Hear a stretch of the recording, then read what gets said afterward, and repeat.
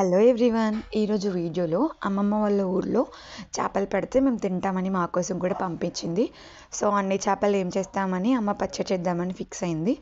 So ముందుగానే వాటన్నిటిని చిన్న చిన్న పీసెస్గా కట్ చేపించి వాష్ చేయించి నీట్గా నైటే ఆరబెట్టేసింది. అండ్ ఈరోజు మార్నింగ్ ఆ చేపల్ని ఎర్లీ మార్నింగ్ ఇంకా డీప్ ఫ్రై చేసి అండ్ చేపలకు కావాల్సిన ఆయిల్ని కూడా వేడి చేసి అన్నీ కలుపుకొని పక్కన పెట్టేసింది. అండ్ ఈలోగా ఇంకొక బౌల్ తీసుకొని అందులో కారం, జీలకర్ర మెంతుల పొడి, ఉప్పు, ధనియా పొడి అండ్ అల్లం వెల్లుల్లి పేస్ట్ ఇవన్నీ కలిపి ఒక బౌల్లో మిక్స్ చేసుకుంది.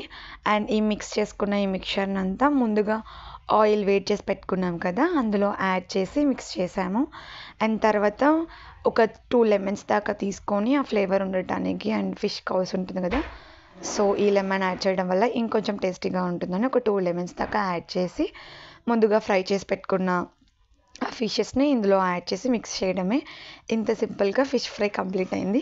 చెప్పడానికి సింపులే కానీ చేసేటప్పుడు తెలుస్తుంది. నేను జస్ట్ చూశాను కాబట్టి సింపుల్గా అనిపించింది. అండ్ ఈ చేపల పచ్చడి మీకు నచ్చినట్లయితే సబ్స్క్రైబ్ చేసుకోండి and don't forget to like and share.